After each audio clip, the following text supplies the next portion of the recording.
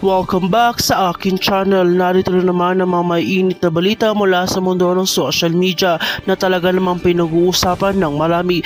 Trending ngayon ang controversial na usapin tungkol kina Pangulong Bongbong Marcos at Speaker Martin Romualdez.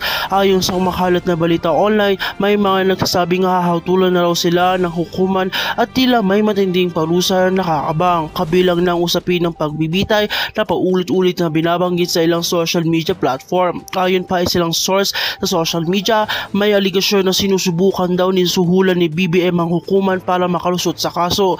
Ngunit tinanggihan muna ito ng korte. Bagamat wala pang kumpirmasyon mula sa mga opisyal na ohensya ng gobyerno, mabilis namang kumalat ang isyong ito sa iba't ibang social media platform. Dahilan upang magdulot ng matinding reaction mula sa publiko at may natutuwa, may nagdududa at syempre may mga nagagalit din.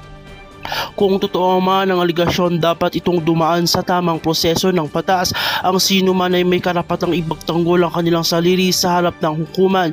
Pero kung mapatunayan na may kasalanan nga, dapat lamang na managot ang sino mang lumabag, maging ordinaryong mamamayan ka man o mataas na opisyales man. Kaya mga kachika, manatili tayong mapanurit, huwag agad-agad maniwala sa mga lumalabas na balita hanggat walang opisyal na kumpirmasyon. Patuloy lang na panonood at pagsuporta, i-like at i-share at subscribe para updated ka sa mga panibagong mga balita.